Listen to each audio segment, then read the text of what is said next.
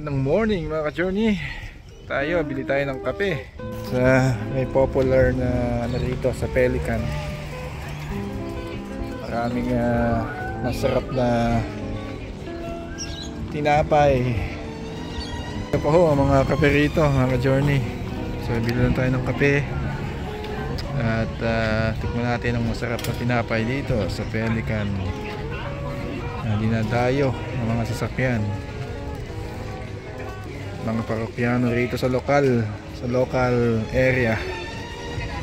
So ayan o, masakyan sa limbayan ng mga tao, dire-diretso lang yung ano. So ayan, antayin natin si Mrs. Bibili na lang po ng kape. Tikman natin. Italian bakery po yata ito mga ka-journey. Yes! Whoa, look at this! Nice bakery! And yummy bread.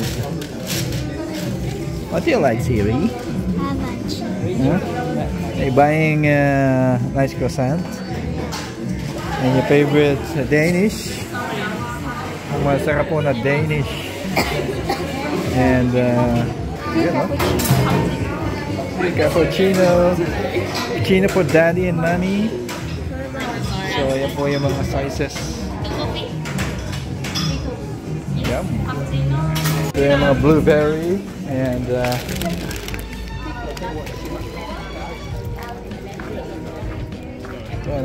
peach Danish. Yung mga bread na dinadayo dito mga ka-journey. Titikman natin kung masarap ang kape. Are you liking it? What kind of ano? Ano yan? Ham and cheese croissant. Dali. Po yung pangalan ng bakery, Pelican Croissantieri. Hintayin lang po natin yung ating coffee habang ginagawa ng mga barista. Mga ka-journey, lalantakan na natin tong sarap ng kape, panalo. Yung ating Danish. Palang dinadayo din mga ka-journey. Tikman natin. Ang lutong.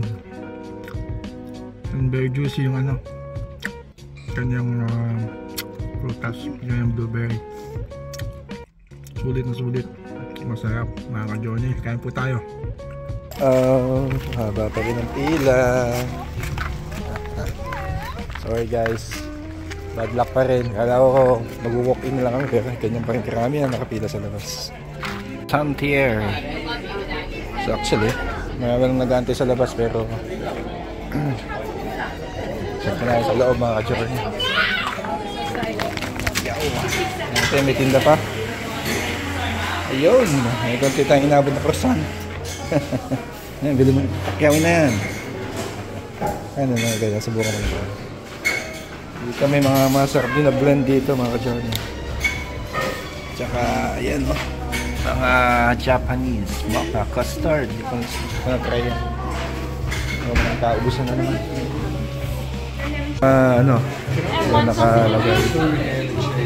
Kasi wala na yung mga paborito natin ng mga peach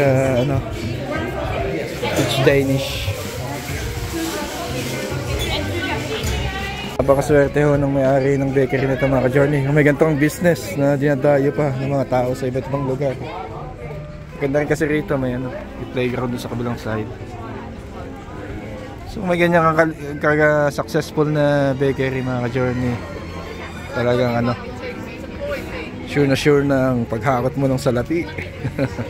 Ang sarap mga ka-journey ng kanilang croissant. Iba talaga yung texture nito yung lutong niya, yung flakiness.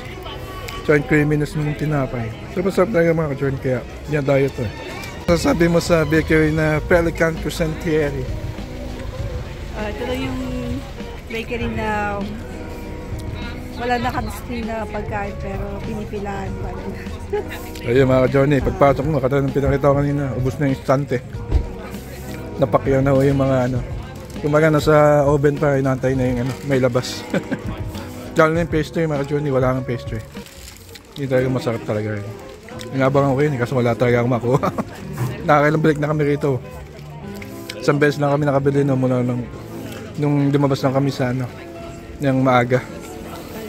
Pang mga 7:30 kami punta rito yung nabutan namin. Pero paglampas nun wala ka talaga nabutan. Natin ang ating coffee. Ginagawa na ako. Ating naka-journey. Ating coffee. Journey, I'm craving for pastries. That's why sinubukan namin tong isang bakery sa kabila. Bakehouse on Cranford. So makita mo naman marami pang bakery marami pang tinapay sa stante. Hindi kaya na isa na ubos-ubos at natay pa yung malalabas sa oven. Pero may isa naman nakapila. So in fairness, baka naman kape ang pinipilahan niya. Kaso meron na tayong masarap na coffee. Sige, tikman namin kung masarap dito. Para kung masarap naman ang pastry dito, kahit kalahati lang nung isa, baka po pwede. Showhan ng mga fruits dito mga journey. Yung orange $3, 3 kilograms, $7.99. Tapos yung apple na ayun, $4.99 yung isang pack. Maganda, siguro isang kilo. Kulay din sila mga journey. Mas mura dito kaysa bibili ka sa mga grocery store na malalaki, sa pamato. Meron dito sa kabila. Bisa kasi mga local produce po yung mga dyan. So may tinitingnan ng konting gulay and fruits. Ito yung pastry dun sa bakery na yon. Kita nyo naman malayo-malayo sa itsura nung nabili namin sa Pelican or Santieri last time, right? Ito parang standard off the shelf Danish. But yung nandun sa talagang iba, no? Iba yung texture, iba yung lambot, crunchiness. Tingnan natin yung lasa kung okay. Malayo ang lasa dun sa Pelican. Nga lang kasi sa Pelican kasi tayo yung bagong labas sa oven. Kaya masyadong masarap. Ito kasi medyo ilang oras na to kaya medyo nagano na siya. Mag-settle na siya.